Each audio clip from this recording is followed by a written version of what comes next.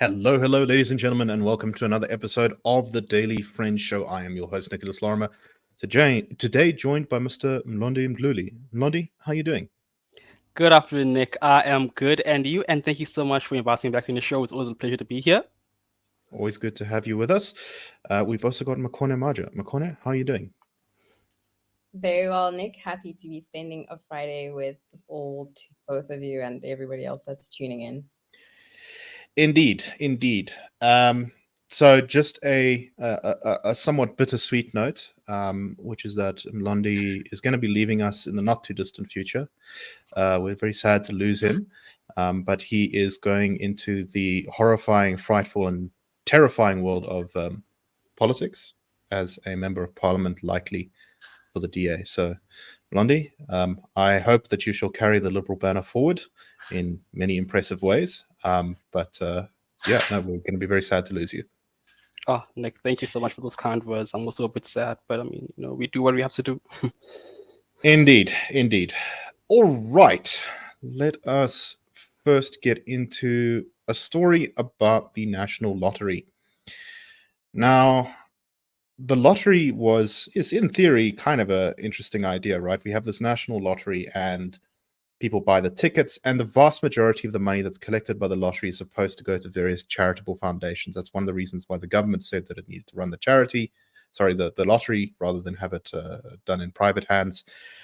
And the National Lottery Commission has many millions of rands that it is supposed to spend on a variety of projects to uplift communities, doing everything from funding training workshops, helping out schools, building old age homes, all sorts of stuff. Yet the National Lottery Commission always seems to get hit with more and more scandals. We've seen a number over the years. On the show, we've covered, for example, I believe it was in Limpopo, but I can't exactly remember. It was in one of South Africa's more rural provinces. The National Lottery Commission was supposed to have built a old age home. It paid several million rands towards this goal, and no old age home was ever built. I think there was also a soccer stadium that was supposed to be upgraded that ended up not having any work done at it. Essentially, the money seems to have just been vanished off by some contractor. And the latest scandal is that the National Lottery Commission paid over 1.7 rand for a Women's Day, quote, flash mob activation in 2021. Now, that already sounds like a little bit of a dubious way to spend your money, right? 1.7 million rand on a flash mob? Okay. But what makes it even worse is apparently no such thing ever happened. In fact, the only thing related to this that appears to have been produced is a rather kind of rough amateurish video of three men dancing in high heels in a gym that was never published online. Which makes one sort of ask the question of where did all the money go? So, Makone, I have complicated feelings about the lottery. I think that people are, should be entrusted to be able to spend their money however they want. So if people want to spend it on gambling, I think that should be legal. But I do feel a little bit conflicted about the government running that lottery system, particularly when, the money seems to be going into people's pockets when it should be going to charitable stuff. In fact, if you had forced a private company to give 50% of the profits to, I don't know, charity instead, that might even have been more effective. What do you make of this story? What do you make of the National Lottery's place in our country? Three men dancing in heels and swindling the National Lottery of about 2 million rands was not in my cards of possible scandals to emerge from 2024.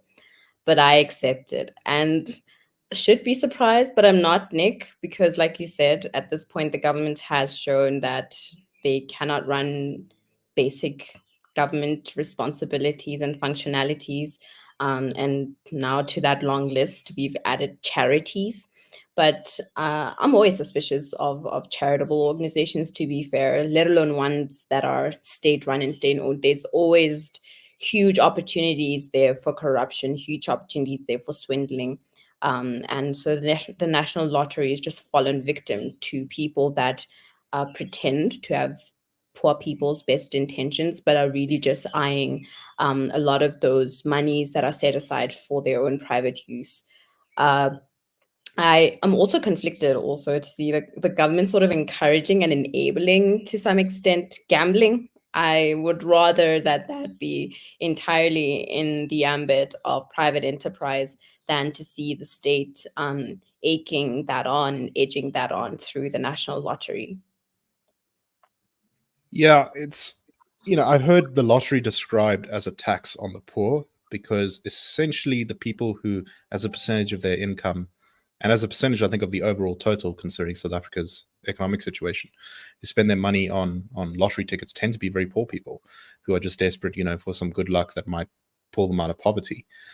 So it's kind of a bit sort of sad that effectively the lottery has, while it's got this intention of being something that's kind of fun, that occasionally changes a person's life, uh, in practice, it's more of a tax extracting money from some of the poorest people in the country to give it to what we can only assume are politically connected cadres.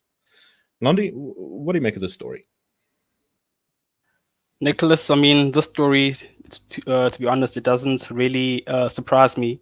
Like, we all know that the government is corrupt, and as Makone has said already, that the national lottery has just fallen a victim, to this. But yeah, so like, like which other, a department that isn't corrupt? So like, this is bound to, to take place, especially considering that the national lotteries is a NPO. So I mean, it's so like it is bound to to take place, and it's very sad. And this just shows that we do need a change, in our systems, and not just like our balance check, and checks, but also like our whole political system and governments, as a whole. Right. I think it's very difficult to separate the kind of decay of institutions like the lottery. Although decay kind of suggests that it was in some amazing place to begin with, but and I think that you can directly draw a line between how the lottery performs and something like cadre deployment, because considering what we know of how the ANC's cadre deployment committee works, there is, I think, a very strong correlation there between. It's very likely that at least someone in the senior leadership of the National Lottery Commission was suggested as the appointee of by the ANC's cadre deployment commission. Makone, any final thoughts on this before we move on? Highly likely on that cadre deployment speculation. I will say on the tax extraction point that I think even without a national lottery, so money going towards government revenue, you will still have people gambling, some even illegally. I grew up in those townships who had I mean, illegal sports gambling. betting online has become absolutely massive right now. Huge, right? But in townships, for example, I think there was some illegal gambling facilities called Mochina, which is like this Chinese lady comes around with like a bag and there's a raffle there and you give her money, basically like the lottery, but not the lottery. So there's always going to be people gambling, whether or not it's going towards government revenue and being used to fund lavish lifestyles of caterers, or it's the Chinese woman who rolls around a township and does it and probably makes a good buck on it as well and pays the people who gamble their reward that they do. But yeah, I think with or without government entity, people will still gamble. Yeah, I think that's very much true, which is exactly why I said at the beginning that I don't think gambling should be made illegal in any way whatsoever, because it is ultimately up to people how they choose to spend their money. And society should trust people to spend their money as they wish. A lot of people have fun gambling and that kind of thing, but I do think that there is some moral complications that come in when you have a government entity that's supported by statute and taxpayers' money comes into the picture and starts essentially promoting something. But anyway, let us move on to our next topic, and that is South Africa's Policy Uncertainty Index. So often when you're listening to conversations about the problems with South Africa's economy and why we're just not doing so well in recent years, a lot of business leaders like to use this phrase, policy uncertainty. And Northwest University has created a thing called the Policy Uncertainty Index, which looks at basically how uncertain government policy is every year, and shows a small rise from 65.5% in the previous quarter to 65.8% in the first quarter of this year. So essentially, policy uncertainty is when businesses aren't really sure what government policy is going to end up being because it's all stuck in legislative processes, or because a politician has given a speech which suggests that they're going to do X, and then they're not sure what X is actually going to be. And it's often kind of used as a very soft way of criticizing the government. Business leaders will say something along the lines of, well, if we just knew what the policy was, then things would be better, because then we could plan for it. And I think there's some truth to that. But I also think it's often a very sort of sneaky way of trying to criticize the government without being too harsh. Because at the end of the day, bad policy is much worse than uncertain policy if you have the potential to have good policy. So, for example, the president is now considering whether to sign the expropriation bill, which will allow expropriation without compensation. That is a policy which, it doesn't matter how certain you are that it's going to happen, it is going to be an economic and a moral disaster. Mlondi, do you agree with me? Yes, I totally agree with you, Nick, especially on the point that people tend to use the word policy uncertainty as a way to to dumb down on their criticism on governments. So, but I mean, yeah, so definitely, I do agree. I mean, I want to say that the policy uncertainty, indexed by the Northwest University, should not be appreciated. But I mean, it does raise some questions, because I mean, I think it would be much better if maybe that the index showed maybe how bad governments is performing. I don't know, maybe it could have been a better way to maybe interpret it. But yeah, but I do think that there is a lot of policy uncertainty. I'm sorry for using that word, but there is a lot of policy uncertainty, as like you said, like the policies like EWC, for example, are not just uncertain, but they're also bad policies as well, for example. And also if you have policies like the NHI, so those policies are not, they are not just uncertain, but they also bad policies, they just, like they just don't bring uncertainty only, but their implementation would actually harm the country's economy and ultimately its people. So yeah, that's what I have to say. Makone, what do you make of this whole discussion? I think NHI, as Mlondi says, is also a really really damaging kind of thing. And it doesn't matter how certain people are about NHI, it's going to destroy the health system in so many ways if it goes forward. And I really wish that we'd focus more in the kind of business and public policy space on talking about good or bad policy. Like if we were arguing between a 5% tax cut and a 10% tax cut, and these were the two options on the table, I can understand that business and that policy uncertainty might be the thing that businesses are most concerned about there, because they want to plan exactly how much money they're going to have to pay in tax. But when the policy uncertainty is, well, maybe we're going to completely destroy property rights in the country, or maybe not, there's we're kind of missing the point here. What do you make of all this? Yeah, I think these are academics trying to be perhaps as accurate as possible in their use of language.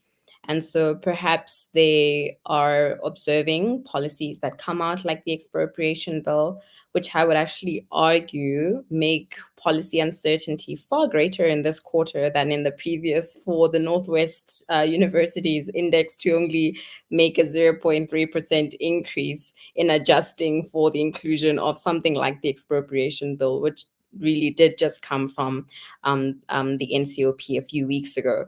But I would think that they, not knowing the contents of a certain bill, would not just outright say it's bad, right? They would wait for that bill to come out and see to what extent is it bad, that they would use words like uncertainty. I think that's perhaps the right way to see that.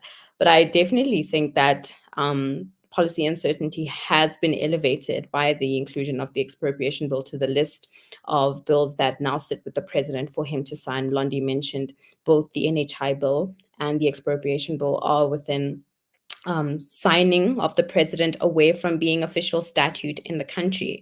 And like you said, Nick, the expropriation bill, we know with great certainty, it does not need to be graded on any policy uncertainty index or metric, will be damaging to this country's property rights. It will be damaging to investment prospects of this country, because it does far too much in allowing government to expropriate and seize property under the guise that it's for purposes of land reform or that it's in the public interest, right? This bill was introduced to address the issue of land reform, provision being made for it in the Constitution, provided that compensation is awarded to the landowner whose property is taken, that compensation be according to market value standards.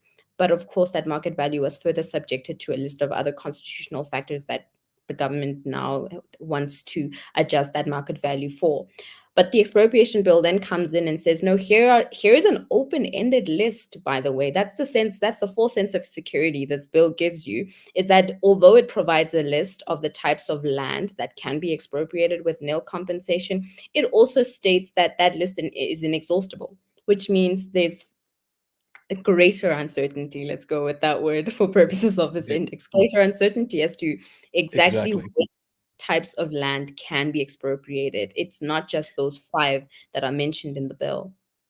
Right. So that's a really important point that I would also like to make, is the way that the sort of, quite the sort of far left ideological policies pursued by the EFF, the ANC, and some of the parties on the left of the South African political spectrum. The uncertainty is baked in to the design of the policy.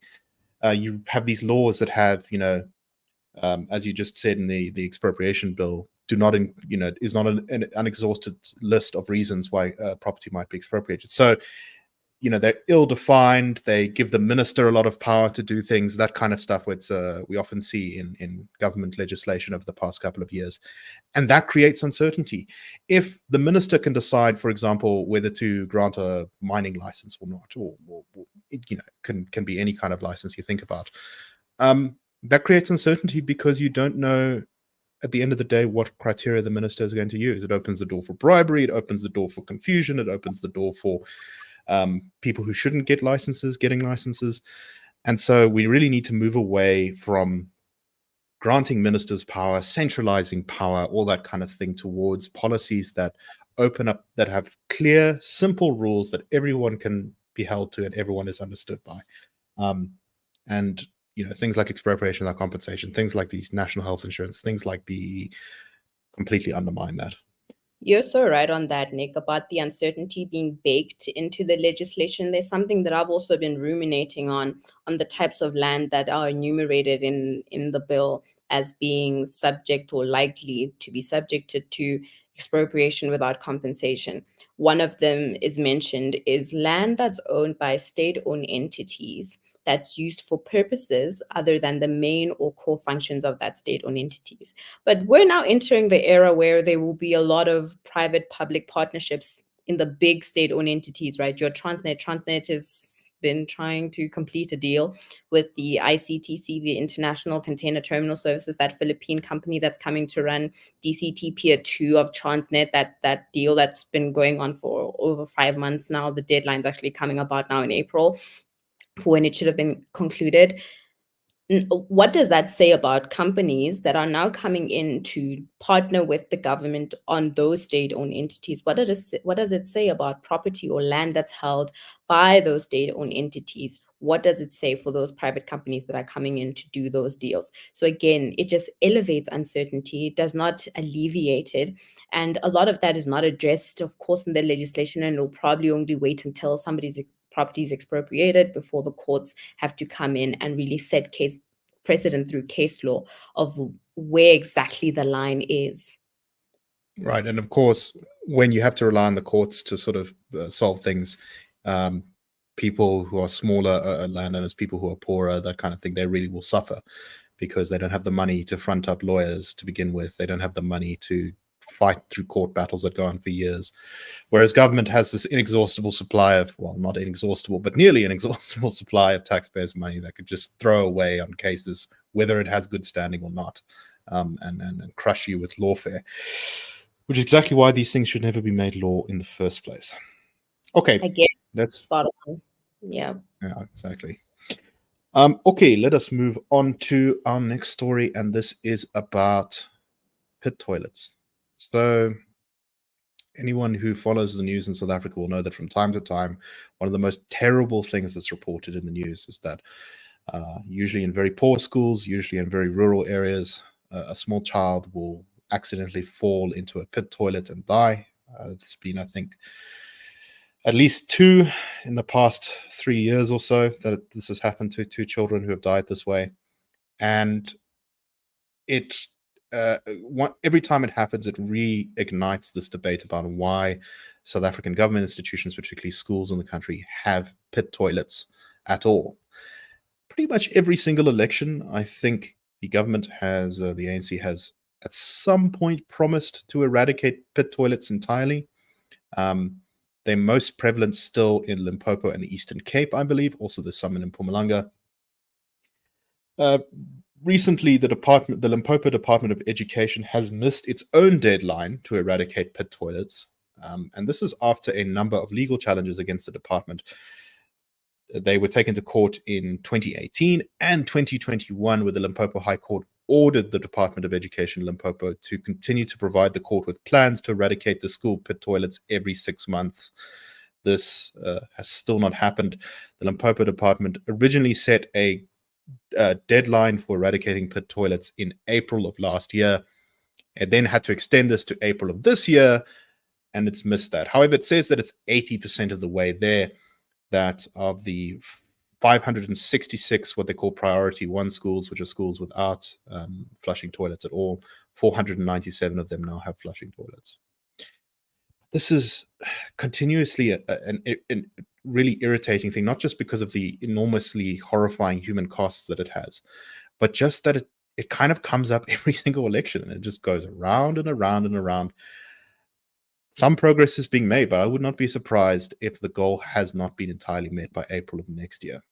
Mlondi, what do you make of this story? Yes, Nick. Well, the problem of pit toilets is one hell of a frustration, one hell of a frustrating thing, because like it's because like the government is failing to to eradicate them, and I just want to quote some figures here that the FW declares annual human rights card of 2023, which was published in March of this year, found that over 3,300 public schools still rely on pit toilets. So this shows that there's still a huge problem, and that the government is is failing to deal with this issue. So this is also another issue of another issue of view that shows a government failure. So the government is busy stealing of funds that should be directed towards actually improving the state of public schools. So this is rather another case of government failure. Yeah. There's often this thing we hear from many government departments: oh, we don't have the money to fix this problem, or oh, the problems are so deep that there's no way we can fix them. I mean, I'm reminded of India, which has reduced the number of people without access to toilets from many hundreds of millions to a number of like a quarter of that in the past couple of years, which is on a scale that South Africa doesn't seem to manage to accomplish. And I think the point here, Makone, is that it's not that the money is a problem. There is almost certainly enough money in the budget to eradicate pit toilets from our education institutions. We spend, a quarter of the government budget about on education. The problem is that the money is badly spent. Agreed. So this show is one of those shows that aptly captures the state of South African politics. You have on one hand 1.7 million being spent on dancing for Women's Day that's being done by 3 men. Questionable, but yep, you have that. And then on the other hand, you have this issue that comes up every 5 years around the election season of pit toilets that children tragically die in, right? With children dying with no dignity, by the way, to fall to your death in a pit toilet. That the politicians involved just seem to play musical chairs and switching who's to blame for it. When you read further along down that article, you see them describe the sort of challenges they experience as to why they haven't been able to fix an issue that, one, you stated this, Nick, that the court had to instruct of them, and then the court had to create a timeline of them to keep them accountable, to keep them honest on their responsibility to eradicate pit toilets. And India is such a great example. India's pretty much collapsed its starvation and poverty numbers. I mean, India is just outstripping South Africa because its governance has significantly improved. But South Africa is still lacking quite tremendously and enormously, right, in tending to its key priorities, right? Let's leave the 2 million and focus on things that are honestly very, very important for children's lives, for children's education. To be using a pit toilet at school doesn't inspire any confidence in anything else about that school, to be quite fair. And so, yeah, this is one of those stories that are just so infuriating. One gets tongue-tied trying to explain the microcosm of problems. One of the things they said is the reason why they haven't been able to achieve a deadline that they set for themselves for the eradication of the pit latrines is that incompletion of projects, right? Which the Auditor General identifies constantly when you look at things like public health and public education as the reason why there's no improvement, especially in provinces like Limpopo and the Eastern Cape, the poorest provinces in the country, in completion of projects. That just means that a cater somewhere chowed the money, right? And so Right. it's unfortunately very heartbreaking, but it aptly captures the state of South African politics, is that there is an absolute lack of priorities and that the poor are the ones who always stand to lose. Exactly. All right. I think we've got time for one more story if we quickly rush to it. And this is about a story we actually talked about on Wednesday in the episode I did with Chris Hutting. We talked about how the Curo private schools group was being attacked on social media for posting pictures of a number of pretty small children. They look like, I don't know, grade 1s, grade 2s, grade noughts even, attending a careers day. And the reason that this post was being attacked is because there were, I think, 4 pictures or so. And one of the pictures had a white child play acting as a vet, and another one had a black child play acting as a cashier. And people on social media said that this was evidence of racial stereotyping and an attempt to, demean black children and their potential career options.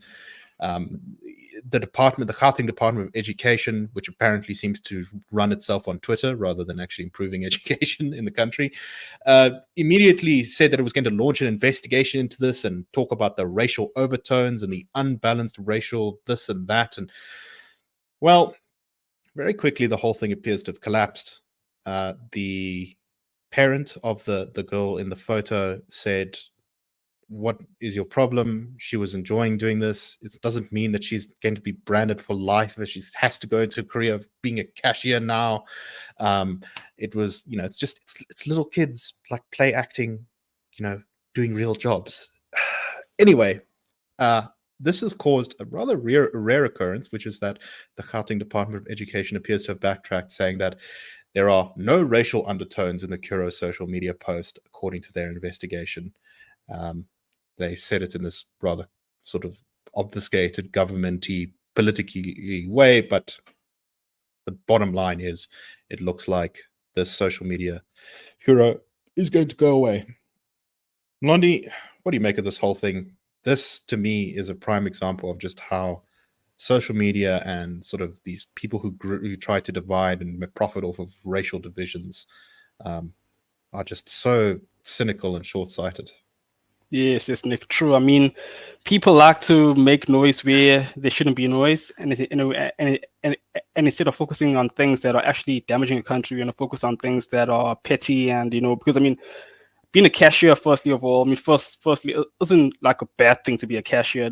Like the way everyone is, like, people were making noise on Twitter, you'd swear that being a cashier is a bad thing. And also, it's a tiny minority that found that to be racist or had racial undertones. But I mean, as you said, it was kids that that were just like playing jobs, So I mean, it wasn't really like that serious, And like it's good that the child of the, I mean, that the mother of the child actually spoke out and said, "Oh no, look, kids are just playing, man. It's not something that's gonna that should be taken very seriously." So I mean, that is also, I mean, like that shows that that not all people are going to see things in a racial tone as it should, So yeah, so I mean, I guess it's good that that the government found that there's no undertone. It's good because I mean now we can move on to finally addressing bigger issues. For example, their failures, in failing the people of the country. Makone, what really annoys me about stories like this is one of the worst things that happens here is people. Twitter has this particular, or X rather, has this rather strange effect on journalists and institutions, which is that you can get 100 comments under a post like this of people saying, "Oh, this is racist," and it really is just 100 people. But for some reason, people just assume that this is some great representative sample of the entire country and that, the whole nation is talking about this issue on social media, which, if it hadn't gotten into the national news, probably have died there and then. What do you make of this, Makone? That's part of the outrage culture, right? That we are scouring through social media looking for things to be angry about and to protest, because our lives would be far less interesting if we weren't doing that. But I have one thing to say about this, Nick, is that every now and then the mask falls off the politician's face and you see their absolute contempt for the working class. And this is a classic example. There's nothing wrong with being a cashier. It's a decent job. But for those who see this as a problem, as stereotyping, that tells you a lot about what views they secretly hold about people that hold down jobs like being a cashier. No, exactly right. I can't remember the exact details, but I do remember once looking through a news article about some tweet that was described as having created outrage on social media. And I went and looked at the tweet to which they were referencing, and I believe there were about 4 people angry at the tweet. Well, apparently 4 people is enough to constitute national outrage. But anyway, okay, that is all the time we have for today. We will be back next week on the Daily Friends Show. We hope that you found today's show interesting. Have a good day, everyone. Cheers very much.